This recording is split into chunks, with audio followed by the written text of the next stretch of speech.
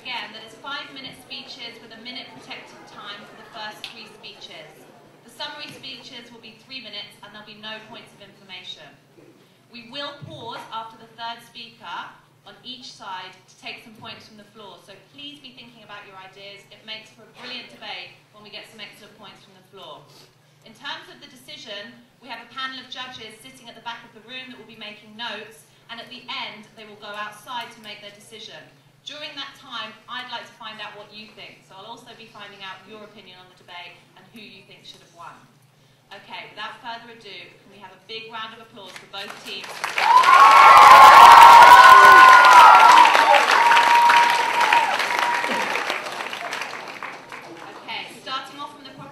I would like to invite Rihanna to go to the lectern.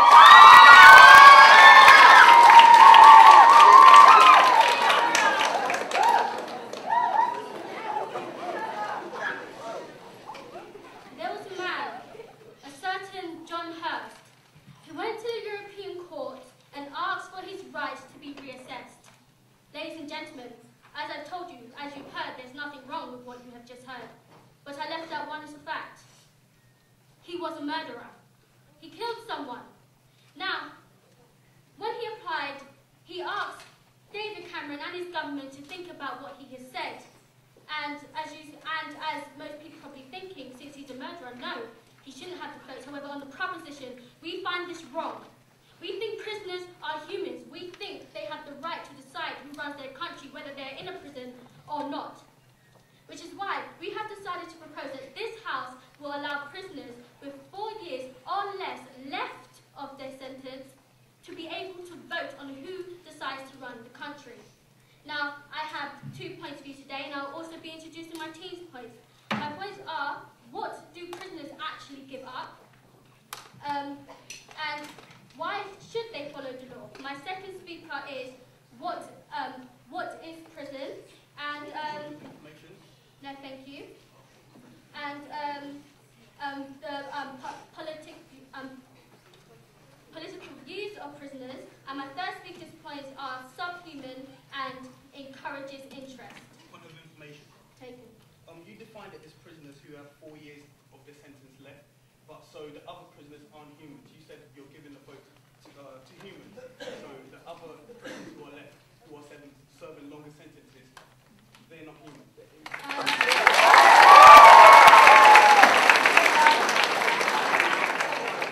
My points will be, your POI will be answered throughout my speech, so if you can just hold on for a second. When a prisoner gets sent to prison, they do not give up their human rights. They give up their liberty. They give up their right to go to the pub and have a drink. They give up their right to go to the grocery store and buy a bag of tomatoes to make a spaghetti bolognese. They do not give up their human rights. They do not give up their choice to vote. That is something that is there. It is human rights. Why is it when someone goes into a prison, they are put there? Their status of human is not taken away. But we understand on the proposition that rehab is a rehabilitation, which is what my second speaker will be talking and going into depth more about. It's a rehabilitation. So therefore, some people don't have the right mindset. Their mindset needs to change. So that's why we wait till they have 4 years or less to go into to vote. Also, on top of that, when people vote, you have 4 years. You have that person's elected for 4 years. Am I not correct? So if they're elected for 4 years, it's only right that they get to vote in the last 4 years, because not only have they served some of their time to rethink of their mindset, but they also will, when they come out, they'll be going into society of people that they've actually, of a prime minister they've actually voted for. Now, why should prisoners follow the law? When a prisoner comes out of prison and they have the prime minister that's in charge, is not that they voted for, they're not following a democracy of themselves. They are following a dictator because they did not vote for them. So therefore, the person that they voted for is now dictated to them, and therefore they should not be following the law of someone who's carrying it through. There's no justification of this. We all know that it's not right to follow a dictator. It's why David Cameron had allowed to send air forces to go and take out Gaddafi. We in Britain find this wrong. We find it wrong to follow a dictator, which is why in the proposition we strongly believe believe that people should be allowed to vote. So I do not see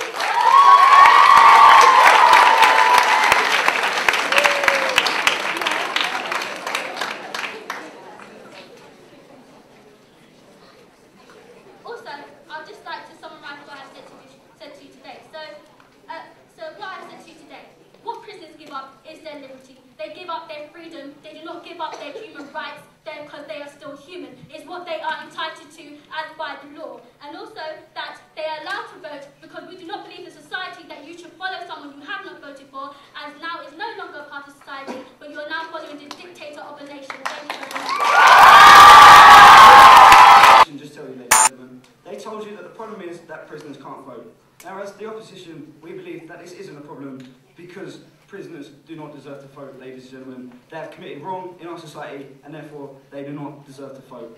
Now, I'm going to talk to you today about the legal system, about what is voting, and what is a prisoner, and why do these prisoners not deserve voting. But first, I'd like to rebuttal some of the things that the first speaker said.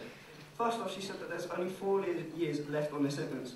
Now, she's not protecting the human rights of all the prisoners. We believe in equality for all the prisoners. Therefore, obviously, these other prisoners that are in prison obviously aren't humans.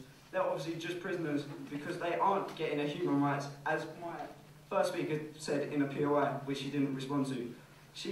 These prisoners with only 4 years left, of course, they're going to come out within the next term. So but these other prisoners, they're still going to have to live under the laws of this new person. So therefore, they're not considered as human because they're not getting the right to vote, no thank you, according to the proposition. So they are lying to you today, ladies and gentlemen. And also, we see that thousands of prisoners, no thank you, thousands of prisoners reoffend. Just because they're able to vote, just because they're going to be going out into the next 4 years, they'll still be deciding the laws that they live under. Therefore, they'll still be deciding the laws that they get to break if they was to go out and reoffend. Therefore, this doesn't really change anything, and it screws the law system. But so today, what is voting? Voting is when you go out and decide the people that are going to make the laws for your country. So why do these prisoners not deserve to select these people? Because these prisoners, they have disobeyed with the laws that we already have in place. They have disagreed. They're allowed to disagree with the law, but they're not allowed to disobey the law. If they disobey the law, then according to the legal system, we have to infringe upon their human rights and take away their freedom. So if you infringe on someone else's human right, their right to property, their right to life, their right to whatever, if you infringe on that, the government take away some of your rights and put you in prison because that is what you deserve, ladies and gentlemen. You've infringed upon someone's human rights and therefore you deserve to be punished for that. So as the government, we take away people's human rights. I'll take this point. You said that they infringe on people's human rights, but their punishment is not to take away their human rights, it's to take away their freedom. Freedom is a human right, therefore, ladies and gentlemen.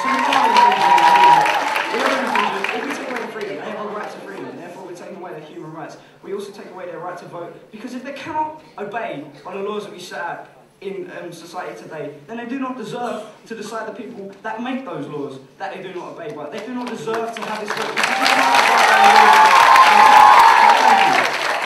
So if people don't obey with the laws of the country, then why should they get a say in who makes the laws of the country? And that is why we believe that they do not deserve to make the laws of the country. Because, ladies and gentlemen, a prisoner is someone who has done wrong. A prisoner is someone who has infringed on someone else's human rights. I'll take it in a moment. A prisoner is someone who has infringed on someone's human rights. So, ladies and gentlemen, ask yourself, do they really deserve the right to vote if they cannot even live without infringing on our human rights? I'll take it. It's the point of prison, not for a prisoner to go and rehabilitate and therefore realise what they have done wrong and then repent for what they have done. But we see that thousands of people reoffend when they come out. So therefore, even if the proposition like to tell you that people go into prison to be rehabilitated, thousands of people come out and reoffend. Therefore, we do not believe that these people deserve to make the laws when a lot of people will reoffend. We believe that the main point of prison is to punish those that cannot live by the simple laws that we have in this country today, ladies and gentlemen. We believe that we need to punish those that cannot live without infringing on our human rights and cannot live without doing stupid things to other people in our society.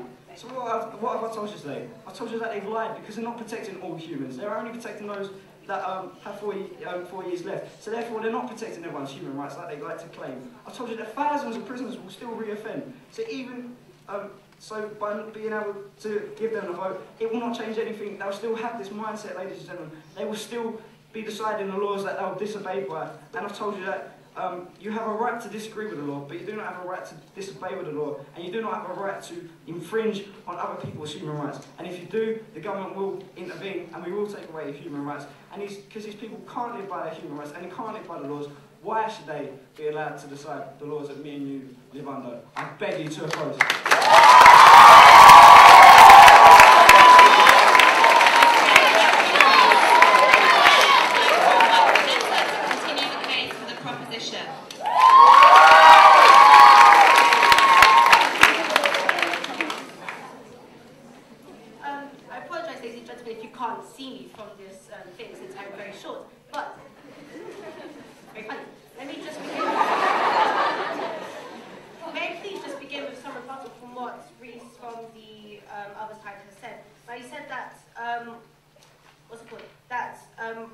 If prisoners are given the vote, then they'll, want the laws that they'll be able to break again.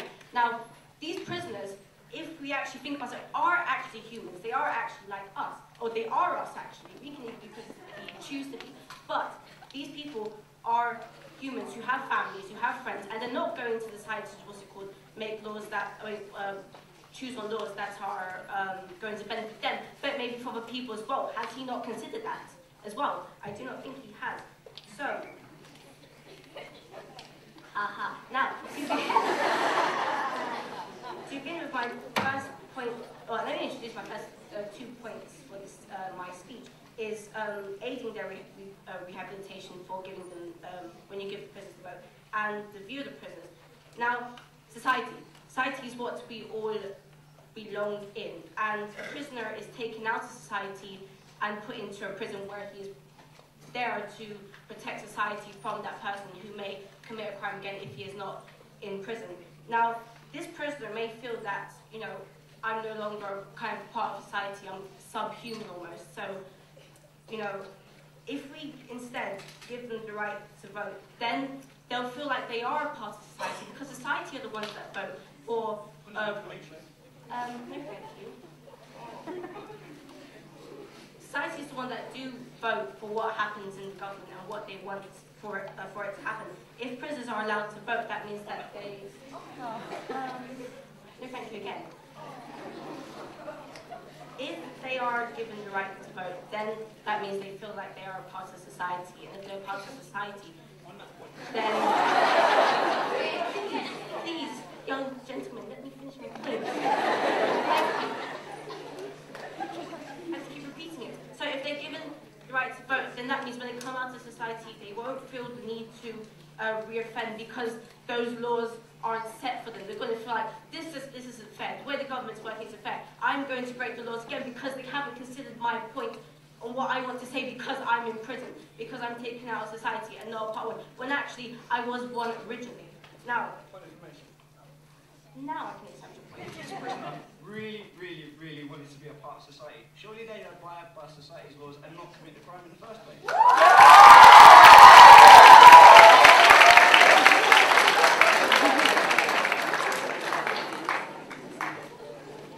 Crimes happen, people change, people rehabilitate. There you go. Now, yes. Now, to begin with my second point, which is the views of the prisoners. Now, if they are in prison, their views are shown. And if they're not shown, what about the problems in the prisons that they probably want to fix? For example, overcrowding prisoners and abuse by wardens. What if they want that to change? They can't make that change because they don't have the right to vote. So they're not heard. Is that fair? I'm asking you all this, is that fair on them? No, it's not. Is it? No, of course not. So, if we give them the right to vote, then prisons will actually be a bit more fair. No, thank you.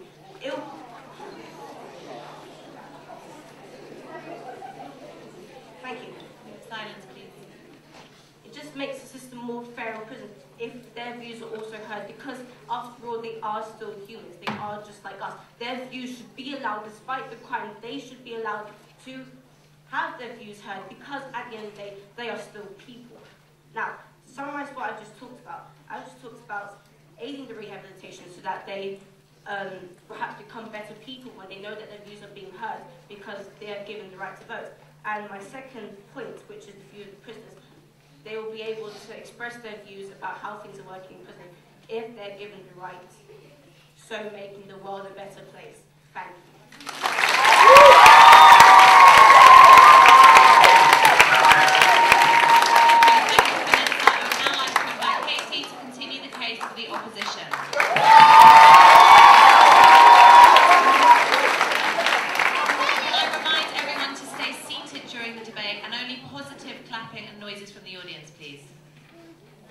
Thank you. I'd like to start with a rebuttal to your sentence being passed. She wanted prisoners to have a say in how it's run, but you're saying you want to allow prisoners to have a say in how prisons are run. But my 3 points today are how letting prisoners vote will cheapen the voting process, how we're already too nice to prisoners, and how prisoners overall make the voting system worse. Letting prisoners vote cheapens the voting process because we're allowing people who have gone against society to change society. And do they really deserve to change how they live, who runs the country after going against society? Secondly, we're already too nice to prisoners. At the moment, prisoners have Xbox, they can swim, they can even choose the type of shampoo they use. And now the proposition wants to also let them have the vote. And after all this, you think they deserve to have the vote as well. Overall, prisoners make the voting system work. Well, if you think they have the right to luxuries, why can't they have the simple right to vote?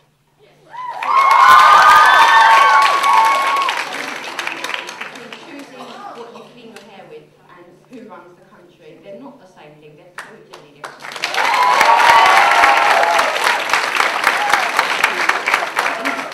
In some cases, there are 20,000 prisoners in one prison, and these 20,000 prisoners, if the proposition get their way, will be the ones who are choosing who's in charge of the country. And 20,000 is a big number. If that will significantly change the results. But these are people who have murdered, stolen from people. Do these people deserve the right to change who runs the country? Don't they have families and friends outside of who they're going to consider when making a decision? So you can't necessarily say that those 20,000 prisoners are going to choose bad laws or bad government that will not benefit their families or even possibly endanger their families. If they really cared about their family, why would they commit the crime in the first place and think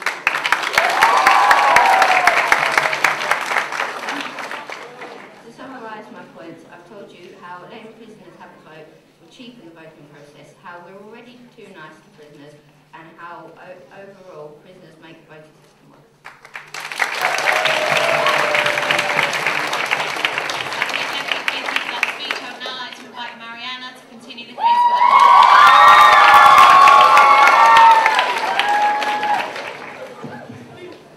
Now, what I picked out from what the second speaker just said there is prisoners have done something bad. Yes, they have done something bad.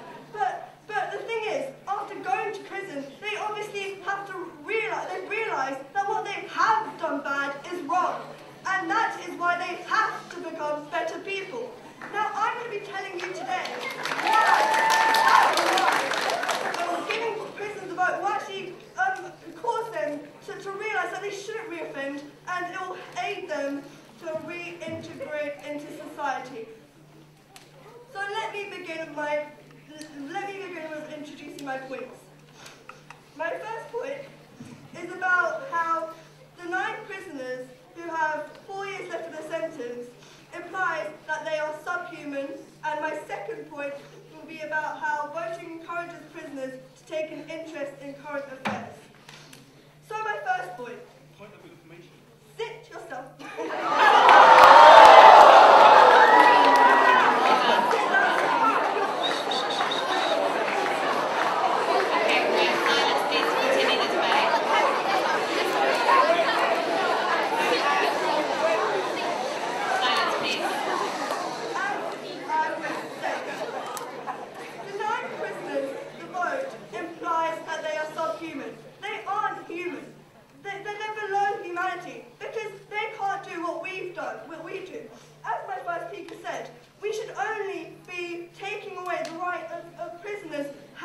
regions.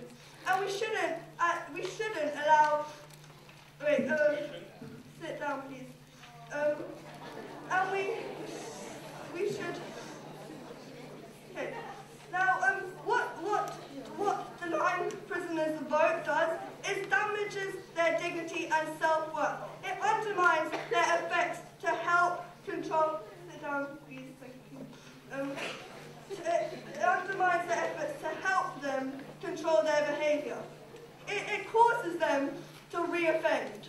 It causes them to realise, hey, if people aren't going to listen to me, why should I care? Why should I care? Why shouldn't I re-offend?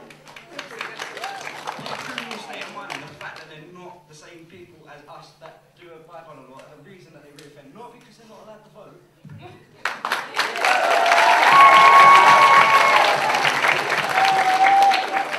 They re-offend because they just don't see themselves as a part of society anymore. They don't see themselves as part of anything anymore. They don't see themselves as anything. And this is why they feel the need to project themselves in something that might be bad, but it's just showing how we need prisoners to actually express themselves and express themselves by allowing them the vote.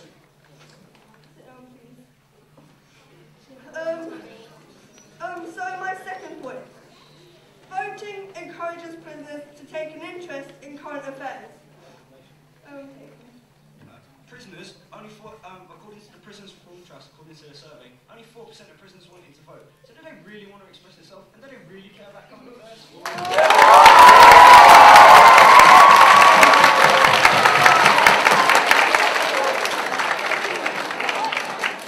We don't feel that that's the point. What we feel the point is that prisoners still are part. We shouldn't be inflicting we shouldn't be taking away the right of voting for prisoners. Even if they do or don't want to vote, it's their choice, just as it's our choice if we want to vote or not vote. Not to vote.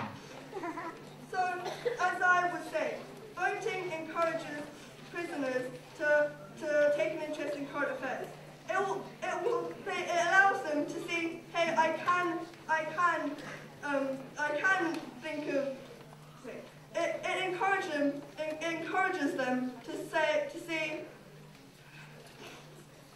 It will aid their reintegration into society. It will aid them to become better people in society. It will aid them, it will help them to become better people. It will benefit society because they won't have the fear of someone who's been in prison reoffending. Thank you very much.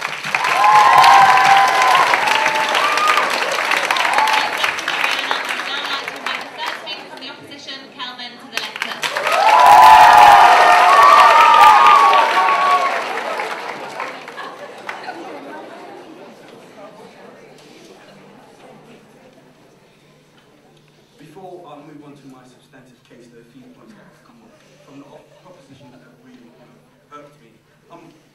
Before I move on to talk about John Hurst, before I move on to talk about prisoners, how the state of mind of prisoners are not like yours or mine, I'd just like to address some points we've heard from the proposition. So what have we heard? Prisoners would like to vote because they want their family on the outside to have better lives, but are you forgetting that those families can also vote? Those families can also change the situation. And the speech before me, the speaker said that this would encourage prisoners to vote, but as a POI raised by race, actually 4% of prisoners want to vote. 4% actively want to, vote and take an interest in current affairs. And actually, people have the vote outside, and that's not encouraging them to have an interest in current affairs. People have the vote outside of prison, but you don't see what we've been seeing is low turnout every year. So moving on to my substantive case, and what we heard from the first speaker is the case of John Hurst. What she's forgetting to tell you is John Hurst actually butchered a woman to death, went into her kitchen and made a cup of coffee. Now, is this... One second. This tells you a lot about the people that they want to give the vote to. John Hurst actually actively... I'll take your point quickly. But we believe, as we said to our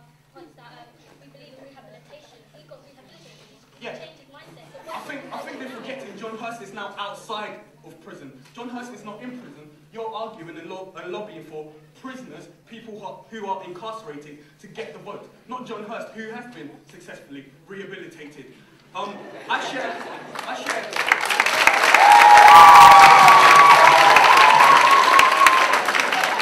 my Prime Minister David Cameron's sentiments when he stood up in Parliament and he said giving the vote to prisoners actively makes him sick. It makes me sick too. That someone like John Hurst, with his state of mind, is allowed to decide how yours and my life goes. Now, onto the state of mind of prisoners.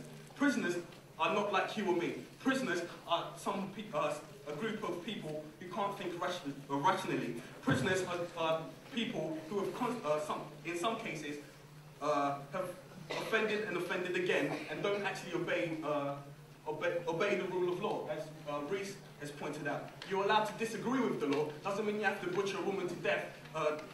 Doesn't mean you have to butcher a woman to death to get the right to vote. And because their state of mind is impaired, they can't think rationally like you or me. They can't think rationally about like how the normal voter can. Because prisoners are, ladies and gentlemen, the reason why they're in prison in the first place is because they're a danger to you. And actually, I think they can exercise that danger through voting. And actually, we've heard this point of rehabilitation. How is putting a piece of paper through a box a form of rehabilitation? I think there are systems in place. There are systems in place in prison, like therapy and stuff like that, which actively help. Putting a piece of paper through a box isn't actually a form of rehabilitation, and we think that the proposition need to clear that up. So I've told you about John Hurst and how actually if you butcher a woman to death, then calmly make a cup of coffee, you don't decide the laws of the land. And actually, prisoners don't have the same state of mind as you or me, and actually this can impair their decision when they go to the ballot box. And for all those reasons and more, I beg you to please oppose.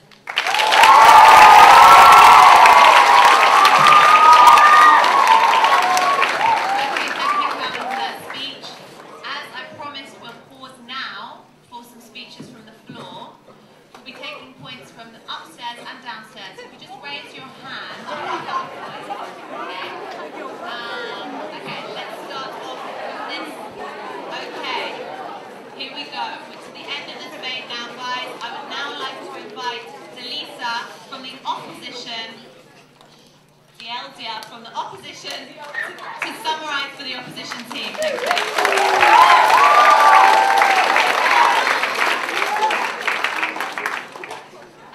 First, I'd just like to deal with some points that were given at the floor. To the girl at the back over there, the prop have also discriminated because they said not every prisoner is the same. That is why they are only giving the vote to the prisoners at the last 4 years of their sentence. Girl at the back over there, not everything you do means you're crazy, but you still have gone against the laws and rules of society. First, I would like to identify the areas in which the proposition didn't respond to. Our team mentioned if you disobey the laws, you don't have to say on the laws. What we mean by this is if you're a murderer, a rapist, a thief, etc., you are the one in fault. You don't deserve a say in society. Also, our team mentioned we are already too nice to prisoners. What we mean by this also is prisoners have their own Xbox, a TV, different shampoos. They don't deserve this because they've committed a crime, which means they are now not part of society anymore. Now that I identify the areas in which us two teams have headbutted against each other, I'll go into detail of this. Our team mentioned prisoners are receiving many luxuries already. The prop's response to this are, then surely you should allow them to vote. Us as a team said, this is outrageous because what we are saying is if they are given too many luxuries, then this is not what they deserve. By giving them the vote, you're giving them an extra luxury. Now I'll summarise my team's points. My first speaker was Reese. He says, prisoners have committed nothing but wrong, and voting is when you go out and make the laws for your country, and if you take away someone else's rights, then you don't deserve to vote, and if you don't obey the laws of the country, they don't deserve a say about the country. My second speaker was Katie. She said, we are already too nice to prisoners. Do prisoners really deserve the vote on a change to society after they have just destroyed it?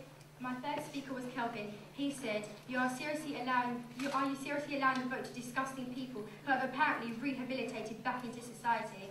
And prisoners are people that have offended over and over again. And prisoners cannot think rationally like everyone else in this room today.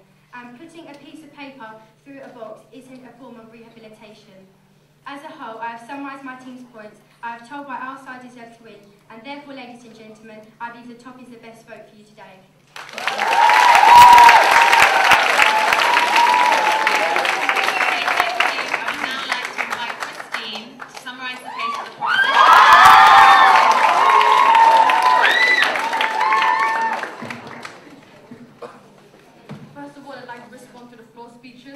There was a boy from Clack, and I will get to that during my speech. A young lady up there asked me if somebody killed a member of my family, do I want them to stay? Would I not want them to stay in a prison and know what they've done? This motion doesn't affect that. This motion does not decrease the sentence of a person who committed any form of crime, may it be murder or theft. What we are trying to say is that they will be entitled to a vote. So that doesn't really concern me, because yes, they would be able to stay in prison and reflect on what they've done. And not only that, but by having the vote, they'll also be able to rehabilitate and see that, okay, what I've done is wrong. And also I have to think about what's going to benefit me for when I get out and can therefore become a better person.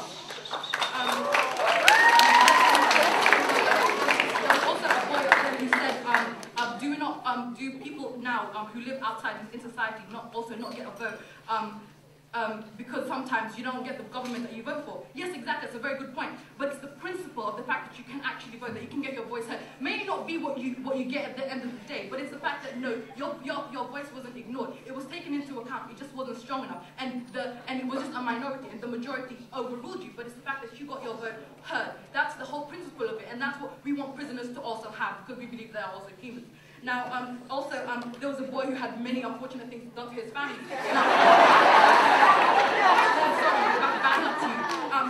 But it's a very big generalization, because I can name to you that nowhere near half of the prisoners in this country have gone and killed any other individual, family, robbed, raped, who knows what it is. That's one man's action. Now who gives you the right to therefore limit the millions of other prisoners who haven't done crimes nearly as drastic or radical as all those things done to that poor boy? That's why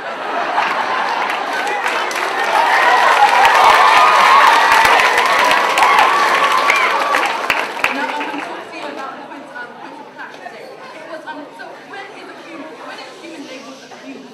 And do you even consider why people commit those crimes? And also the difference of a prisoner and a person in our society's state of mind. Now, when is a human labeled human? They kept on saying that we didn't say that they were human because they would only get the vote 4 years and less.